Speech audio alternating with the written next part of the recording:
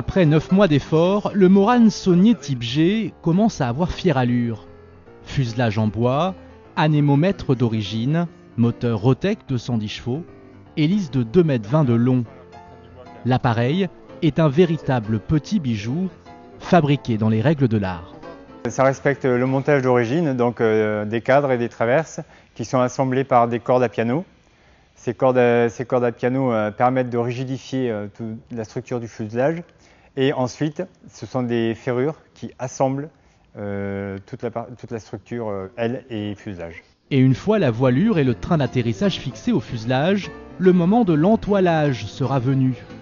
Le 15 juin prochain, le Morane sera fin prêt pour son rendez-vous avec l'histoire. Devant ce travail de passionnés qui consacrent tout leur temps libre à la construction de cette machine d'une autre époque, on ne peut être qu'impressionné et nostalgique, surtout lorsque l'on est un descendant du constructeur.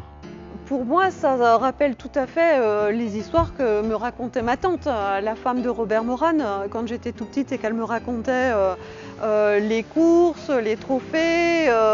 C'est vraiment revivre aujourd'hui, quand je suis en âge de bien apprécier la difficulté du projet. C'est passionnant, quoi. C'est formidable. Cet été, le Morane G effectuera son premier vol.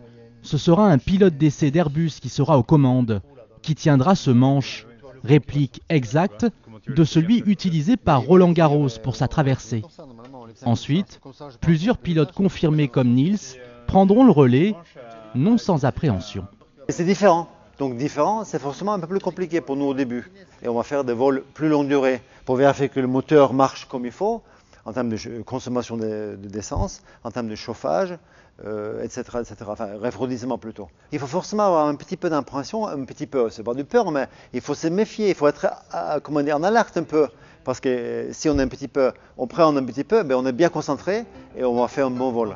Une formidable aventure humaine dont le point d'orgue sera sans nul doute le 22 septembre prochain avec cette fameuse traversée de la Méditerranée entre Fréjus en France et Bizerte en Tunisie, 100 ans après celle de Roland Garros.